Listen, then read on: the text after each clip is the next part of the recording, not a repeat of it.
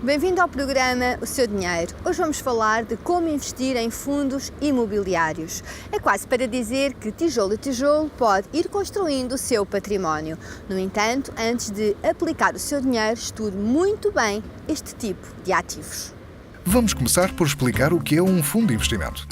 Um fundo de investimento é constituído por um conjunto de investidores que juntam os trapinhos reunindo os seus recursos financeiros para aplicarem o bolo total num determinado produto ou mercado. No caso dos fundos de investimento imobiliário, o capital é aplicado na compra de imóveis, caso de hotéis, apartamentos, empreendimentos, hospitais, escritórios, shoppings, armazéns. De uma forma simples, aquilo que acontece é que o investidor, em vez de comprar um imóvel sozinho, junta-se a outros investidores que também gostem de aplicar o seu dinheiro em imobiliário. Desta forma, ele compra uma determinada cota, ou seja, a chamada UP. O dinheiro amealhado é entregue a um gestor profissionalizado que o irá aplicar na aquisição de imóveis para tentar ganhar dinheiro com a rentabilização dos mesmos, seja mediante a cobrança de uma renda ou através da valorização desse bem. Existem dois tipos de fundos, os estrangeiros e os nacionais, com riscos também um pouco diferentes. Nos fundos nacionais estamos a falar normalmente em fundos mais estáveis, para investidores se calhar mais conservadores, porque estes fundos investem no próprio imóvel, há algumas transações que vão vendo, mas sobretudo em rendas que esses imóveis vão gerando. E portanto há alguma estabilidade na cotação, o valor dos próprios imóveis não varia muito de mês para mês e de facto para investidores mais conservadores será mais adequado.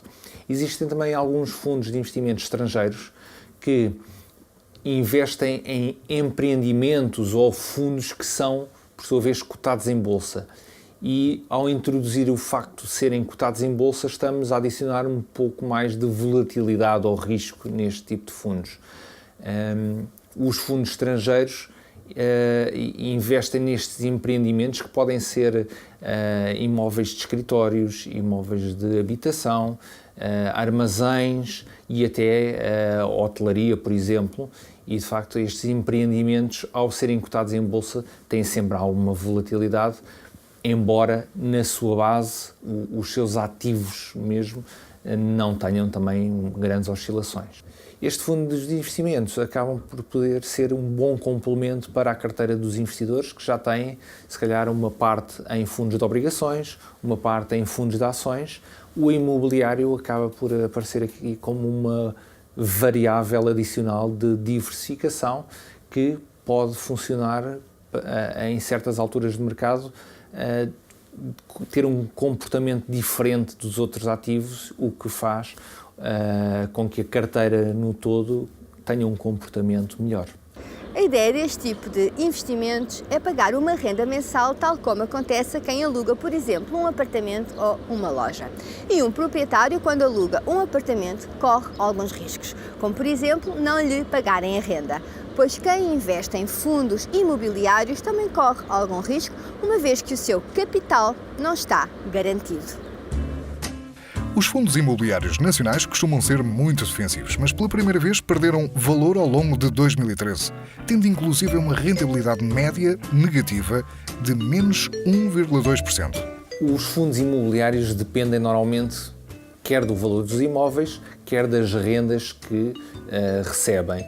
Nos últimos anos, quando a crise se instalou em Portugal, o valor dos imóveis tem vindo a diminuir alguma coisa e, por outro lado, as rendas também têm ficado mais acessíveis para quem faz o arrendamento dos imóveis, mas tem prejudicado um pouco os detentores do imóvel que recebem essas rendas. E, por isso, de facto, o valor dos fundos de investimento, a cotação dos fundos de investimento diminuiu alguma coisa para refletir esta baixa nos preços e nas rendas do mercado. 2014 traz novas dores de cabeça para os gestores de fundos imobiliários. Isto porque os fundos imobiliários vão passar a ser onerados com o pagamento de IMI e IMT e, apesar de terem um desconto de 50% face às taxas normais, estima-se que o impacto desta medida afeta a rentabilidade em 0,2%. O que será que vai acontecer? Ao nível dos fundos de investimento imobiliários nacionais, existem aqui algumas vantagens que se vão perder. Havia algumas vantagens fiscais, sobretudo, que se vão perder, o que vai tornar, de facto, estes fundos um pouco menos atrativos do que eram até agora. Ao nível dos fundos de investimento imobiliários internacionais, não há grandes alterações que advenham daí. É natural que algumas partes do mercado possam ter alguma retoma, algumas geografias estão já a notar alguma retoma, porque há mais procura por bons locais. Alguns tipos de imóveis, se calhar mais virados para os negócios, podem já estar numa fase de retoma, se calhar o arrendamento residencial ainda não, ou em zonas mais periféricas também ainda não, mas o mercado tem alguma dinâmica, algumas partes já estarão a recuperar. Também o Banco de Portugal contribuirá para atear a fogueira ao pressionar a banca para reavaliar em baixa os ativos imobiliários que estejam no seu balanço, resultantes de crédito hipotecário. Logo, os fundos terão também de reavaliar abaixo para não ocorrerem inconsistências.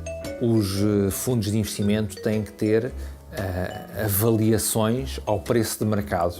Se de facto os bancos, por exemplo, tiverem que se desfazer de parte da sua carteira, é natural que, pelo menos em algumas zonas, haja alguma pressão para baixar os preços. Daí que, ao baixar os preços, provavelmente a avaliação dos imóveis que ainda estão dentro dos fundos de investimento também possa baixar alguma coisa. Uma coisa é certa, com um montante reduzido de dinheiro, pode tornar-se senhorio de vários imóveis comprando algumas unidades de participação. Além disso, investir em fundos imobiliários é cómodo, uma vez porque é a sociedade gestora que cobra as rendas, faz as obras, arranja novos inquilinos e celebra os contratos. Além disso, os fundos imobiliários são regulados pela CMVM e estão sujeitos a várias regras, daí conferem alguma segurança no investimento. Quanto a custos, as sociedades gestoras fazem-se pagar pelo seu trabalho, cobrando a comissão de gestão e de depósito. Mas há mais. Depois tem ainda as comissões de subscrição e de reembolso. Normalmente, a comissão de resgate diminui com o tempo. Por isso, os especialistas aconselham a ter este tipo de investimento no mínimo 3 anos para minimizar o impacto das comissões. Os eventuais ganhos já são líquidos de impostos, logo não necessita de os incluir no seu IRS, só se optar pelo englobamento dos rendimentos. Já sabe, analise muito bem os riscos deste tipo de investimento. Depois peça o regulamento do fundo e veja quando é que este fundo se pode transformar novamente em dinheiro, em que prazos e em que condições.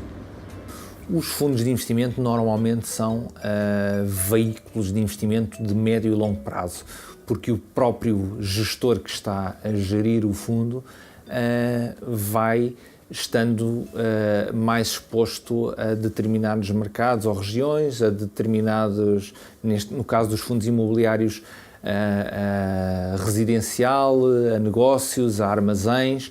O próprio gestor vai gerindo a sua exposição, escusa o investidor de estar a mudar de geografia ou de tipo de mercado, e por isso pode-se permanecer mais tempo investido nos fundos de investimento.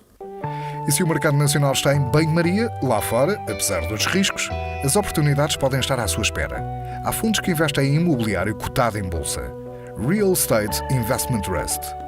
Este tipo de fundos selecionam os imóveis e as regiões e conseguem ajustar as carteiras com alguma facilidade. Um dos fundos da Europa, em 2013, valorizou 22,8%. Será este o caminho? Algumas geografias já têm estado a recuperar, como por exemplo na Europa. A Europa tinha tido algumas quebras, também nos Estados Unidos, e já se nota alguma recuperação nos mercados de arrendamentos, nos mercados também de residencial e para negócios, e por isso estes fundos têm estado em recuperação e no último ano penso que tiveram rendibilidades entre os 10% a 15%, um pouco. Depois varia de fundo para fundo e consoante estiveram mais expostos ao residencial ou aos negócios. A Ásia tem estado bastante depreciada, Por isso, no médio e longo prazo, é com certeza um bom investimento. Não sabemos se nos próximos meses ainda vai corrigir um pouco mais, mas poderá ser já uma boa opção para entrar.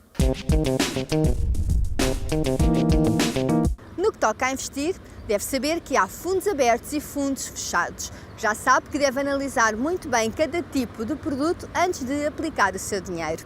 Até para a semana, até lá vá a videos.sap.pt/o seu dinheiro ou então visite-nos no Facebook. Tenha uma boa semana.